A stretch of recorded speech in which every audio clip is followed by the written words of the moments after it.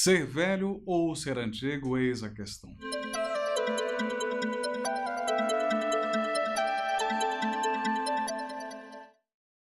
Viver, querer o melhor da vida ao longo dos anos é fundamental.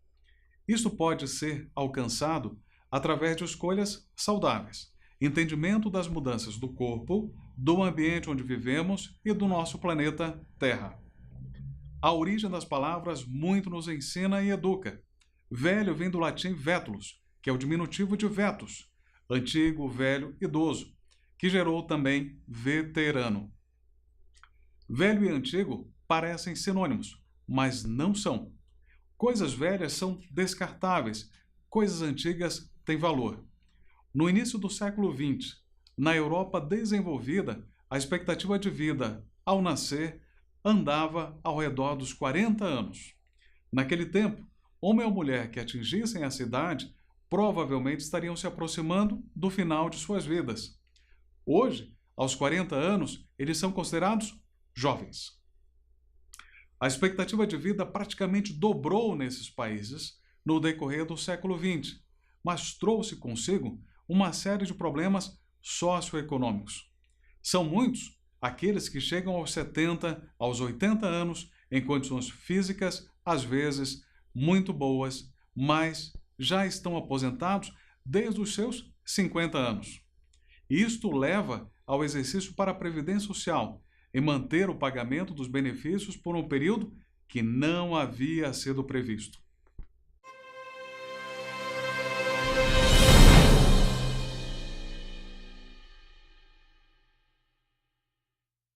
Além disso, cria uma nova forma de relacionamento entre as pessoas, onde a saúde é sempre o assunto do cotidiano. Morrer, mais tarde, também criou dificuldades no relacionamento familiar, especialmente no que se refere a como lidar com parentes de idade mais avançada. E atualmente é difícil aquela família que não tenha alguém com 70, com 80 anos em condições físicas e mentais nem sempre íntegras. No entanto, não são poucas as pessoas que envelhecem e chegam aos 80 anos de vida em plena atividade do seu cérebro e sem passar por aquele processo chamado de decrepitude física e intelectual que tanto nos assusta. Em números, em 2008, para cada 100 crianças até 14 anos, existiam 25 idosos. Lá nos anos de 2050, para 100 crianças, também até os 14 anos, vão existir 173 idosos com mais de 65 anos. Vamos olhar estes números mais de perto. Para isso, usamos um conceito chamado pirâmide etária ou pirâmide demográfica. Mas afinal, o que é isto? Para que serve? Consiste em um histograma que vai mostrar a distribuição de diferentes grupos etários em uma população, sendo típica de um país ou de uma região do mundo. No nosso caso, estamos a falar sobre o Brasil. A forma de uma pirâmide, cuja altura é proporcional à quantidade, que representa a estrutura da população por sexo e por idade, é designado de cortes. Esse gráfico é constituído por dois conjuntos de barras que representam o sexo e a idade de um determinado grupo populacional. Vamos começar o nosso passeio pela história a partir dos anos de 1940. Observe que a imagem da pirâmide começa com um topo fino e uma base larga, e observe que a cada 10 anos, censo após censo, até chegarmos ao ano de 1991. Neste censo demográfico, as faixas de 5 a 9 anos e dos 10 aos 14 anos estão destacadas. Uma década depois, já nos anos 2000, a faixa dos 15 aos 20 está mais ampla.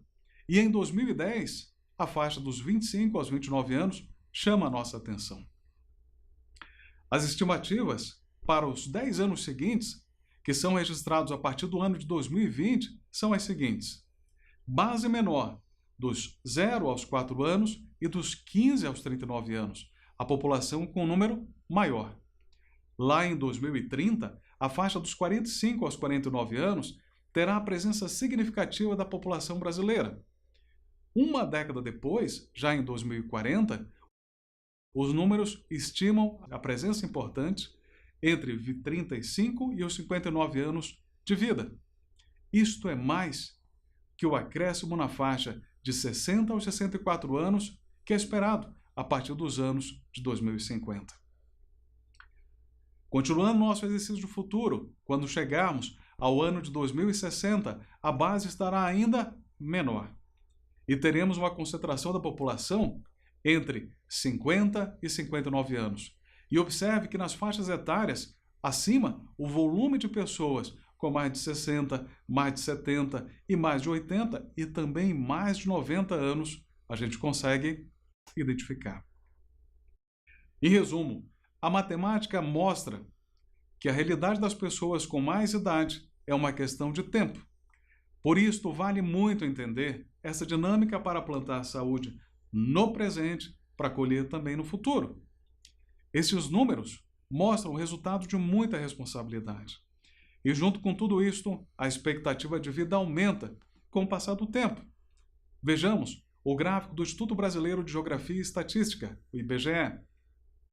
Lá nos anos 2000, a expectativa de vida era de 69 anos e 8 meses.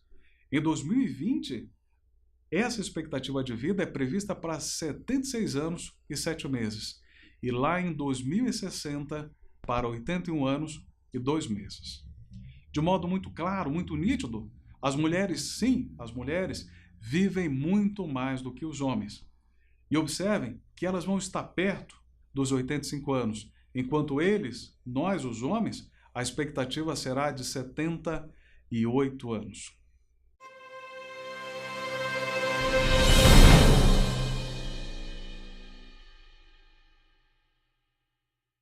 No outro extremo, nós temos o seguinte. Vamos falar sobre fecundidade, ou seja, a estimativa do número médio de filhos que uma mulher teria até o final do seu período reprodutivo. Lá nos anos de 1940, a taxa de fecundidade era de 6,16, ou seja, 5 mulheres concebiam 31 filhos. 3 décadas depois, a taxa de fecundidade ela chegou a 5,76 nos anos de 1970. 20 anos depois, essa taxa caiu para 2,85. E a estimativa para 2030 seja chegar a 1,51. A comparação é importante e válida. 1940, 5 mulheres concebiam 31 filhos. E em 2030, para conceber outros 31 filhos, serão necessárias 21 mulheres. E a leitura dessa nova realidade é viver melhor e procurar ter qualidade.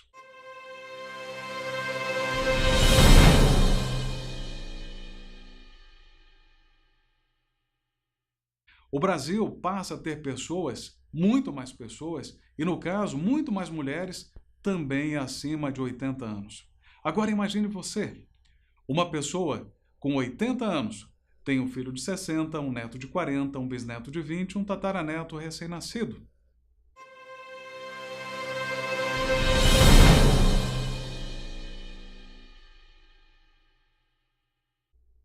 Claro que essa linha da vida, em sua dinâmica de trabalho e forma de viver, podem trazer e gerar a chamada síndrome do ninho vazio. Toda a família conhece a história e ela se repete dia após dia. Criar filho para quem? Criar filhos para o mundo? Muitas vezes, esta é a resposta. Os filhos vão crescer e, em determinada idade, vão dizer tchau para os pais, deixando a sua casa e passando a construir uma vida independente.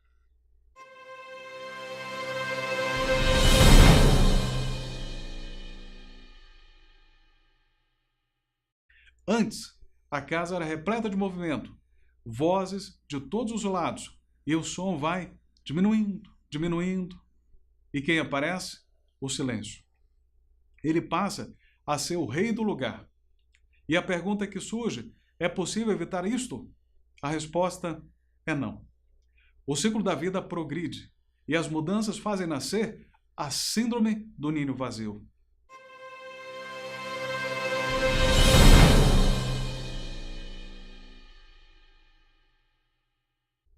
E ela é caracterizada por um sentimento de solidão, um vazio, uma tristeza, uma irritação e uma depressão que muitos passam a sentir nesta nova fase da vida.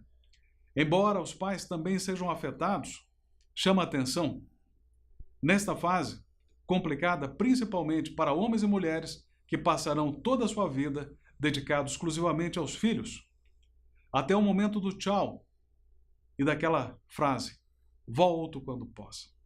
Vem a tristeza, o chão vai embora e nasce o grande vazio.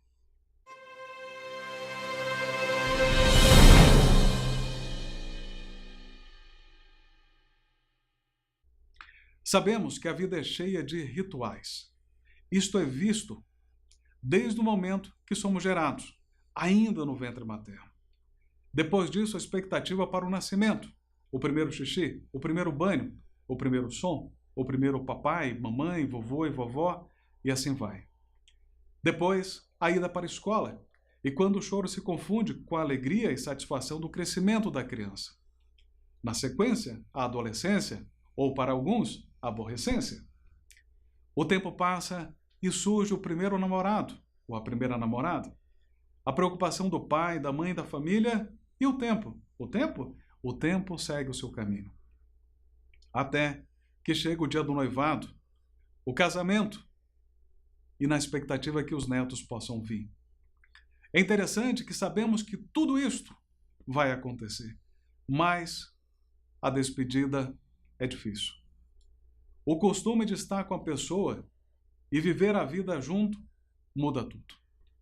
Vem o sofrimento, e às vezes ele é devastador e passa a ter proporções prejudiciais à vida. Isto ocorre quando não se sabe lidar com a perda ou com a nova realidade.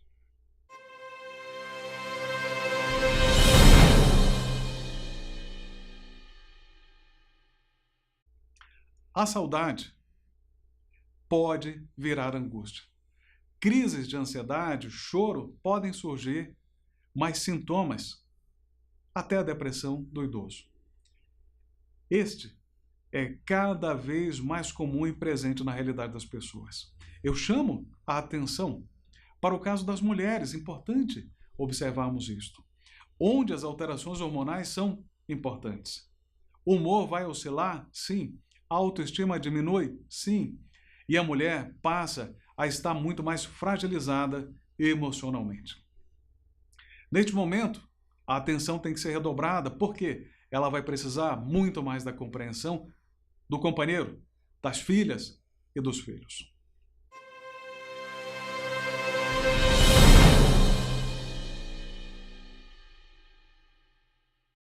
Tudo isso nos mostra que a família mudou, e os números nos apresentam isto. Lá em 1980, o Brasil tinha 685 mil habitantes com mais de 80 anos. Em 2060, este número pode passar a 19 milhões de pessoas. Isso significa quase 28 vezes quando se compara a década de 1980 com a década de 2060. O outro número para refletir: 1/3 da população brasileira será formada por pessoas com mais de 60 anos. Isto em 2060.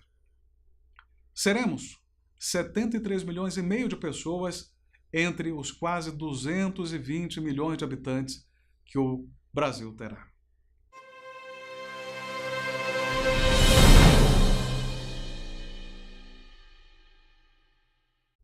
Entender que tudo isto existe é primordial. Assim, vamos passar a viver e buscar o equilíbrio, reconhecer que o tempo segue a sua toada e envelhecer é uma arte. O convite para você e para mim, para todos, é sermos artistas de nossa própria vida para viver, conviver com dignidade e ter qualidade até o momento da despedida. E ela virá. Por isso, a pergunta inicial: ser velho ou ser antigo? Eis a questão.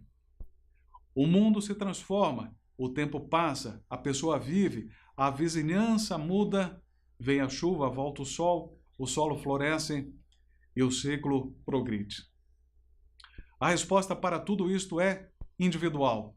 Você tem a sua, eu tenho a minha, mas cada um de nós faz suas descobertas em cada dia que seja vivido. Equilibrar visão de vida, praticar alimentação com equilíbrio, ingerir água, cuidar com sal, cuidar com açúcar, praticar exercícios são caminhos seguros para viver com mais saúde.